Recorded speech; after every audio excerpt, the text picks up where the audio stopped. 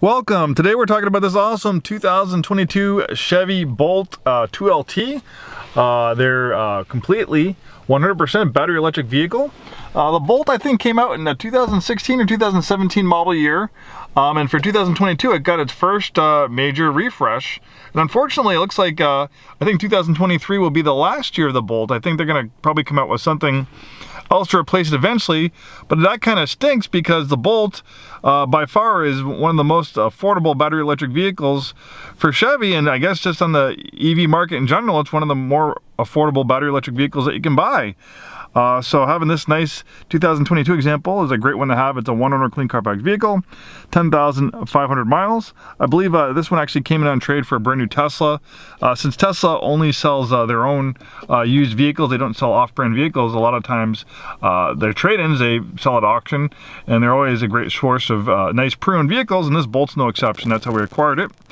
And if you're looking for a Bolt, incidentally, we also purchased a 2023 Bolt with only like 700 miles off of it. We purchased that from its owner. He bought it for his business. It turns out he doesn't need it anymore, so he sold it to us. So we got two really nice Bolts in stock, a 2022 and a 2023. This 2LT is very nicely equipped with features, beautiful perforated leather interior, nice contrast stitching, great infotainment system. I think this is actually powered by Google, so it's really slick and really nice infotainment system to use. We have Apple CarPlay, Android Auto, heated seats, auto climate control, lots of great creature comforts, nice leather up steering wheel. We have the original build sheet on this one. Obviously with a 2LT trim level, you got a lot of standard equipment. On the Bolt, we also have a nice Bose sound system for you music lovers.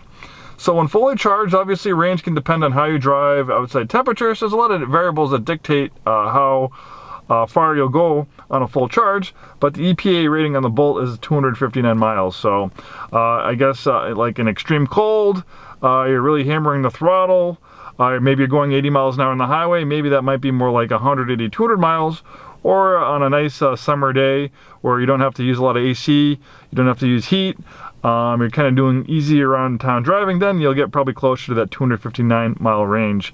EVs tend to be more efficient in around the town driving versus on the highway like gas cars. But for most of us do around the town driving, so we'll benefit from the better better efficiency that we get from EVs versus gas cars. Okay, so the infotainment package on this was $595, giving USB charging only ports on audio system, Bose 7 speaker, and then we have a wireless device charging. Then we have the adaptive cruise control for $375. The rest of the equipment was standard, a really nice color combination in gray ghost metallic on jet black leather. And I guess the one thing I should talk about that recently kind of came up in the Chevy realm, I guess Chevy and Tesla, is that Chevy and Tesla, they made a deal for charging. You know, one of the things that we need to deal with when owning an EV is charging. I know very well. We sell a lot of pre-owned Teslas here, so I have a lot of experience with you know, EV charging and Tesla charging, and I own a Tesla myself. And the one thing that the one advantage that Tesla seems to have, and a big advantage over everyone else, is their amazing supercharging network. It's really second to none. They have, I think, 25,000 superchargers or fast chargers in the United States alone, or the majority of them are in the United States. So Ford and GM just recently made a deal with Tesla that they can start using their charging network. So people that own Chevy or GM and Ford EVs can start using certain Tesla fast chargers, which is a lot better than using the third-party network of chargers. Probably one of the things, if you're serious about EVs, you start doing your research on EVs, you'll find that there's a lot of people that complain about the third-party charging, and there's a lot of people that have non-Tesla EVs that are very envious when it comes to finding a fast charger. You know, there's you know, stories of chargers not being able to work from, you know, these third-party chargers, or they're charging at a lot slower rate than they're supposed to. Tesla's supercharging network is fantastic. Very rarely will you see Tesla superchargers down or not functioning as they're supposed to. And it's very easy to use them. I mean, you have a Tesla account, you go in, you plug in, and it starts charging automatically, and it bills you automatically to your credit card attached to your Tesla account. You don't have to fumble around with payment screens. You don't have any errors where it tells you, okay, you have to remove the charger and plug it in again, and that might fix the charging error. Then the car will finally start charging. You don't run into things like that with the Tesla charging network. And I think GM and Ford kind of woke up to it. They kind of realized that Tesla really has a big head start with the superchargers, and the undertaking for them to have build a network or join a network that is superior to what they have just doesn't exist. So I think it was very wise for them to make a deal. So the deal means that people that currently who have GM or Ford EVs will have access to Tesla's supercharging network, and Tesla will start making adapters that will fit a vehicle like this, because obviously this does not have a Tesla charger. It has the other type of charger. So basically you have two types of chargers when it comes to EVs. You have Tesla style chargers, and then I think it's the NES or NCES, I forget the name of it, but basically that's what you got. It's kind of like VHS Betamax, and it looks like Tesla's charging standard is going to become like VHS, and this other one might become like Betamax, because more and more people seem to be switching over. So I think then after like 2026, when GM comes out with their new fleet of EVs, their redesigned next generation of EVs, those are going to have Tesla style chargers. So there's no adapter. It'll just be kind of like the same charging connector that you have on the Tesla.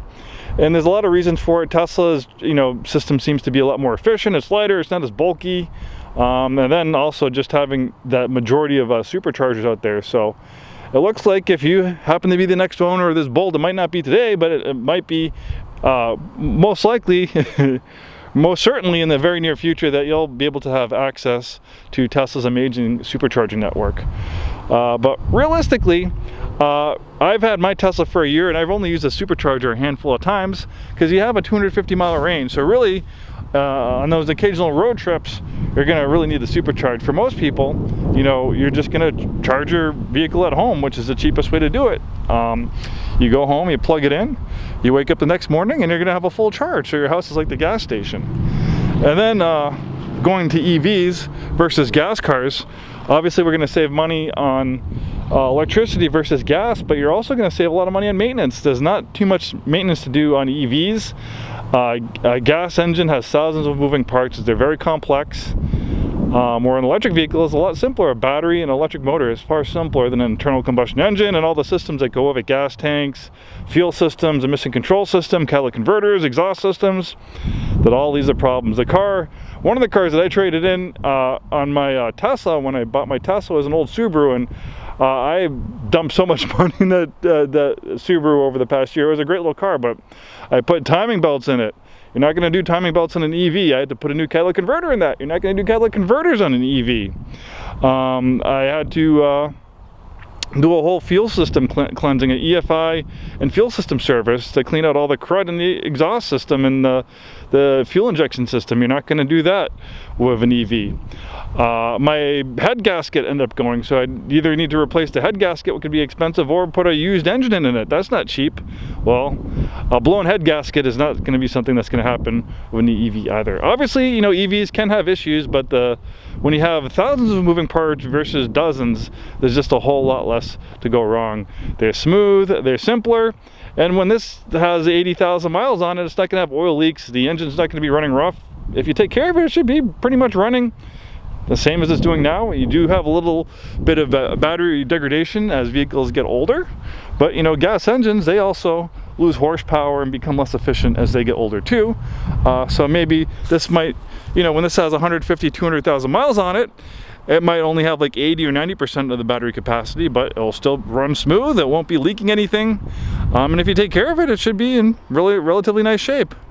Well, that's my little spiel on EVs and on the Chevy Bolt. Thanks so much for taking the time today to watch this video, and hopefully see you soon.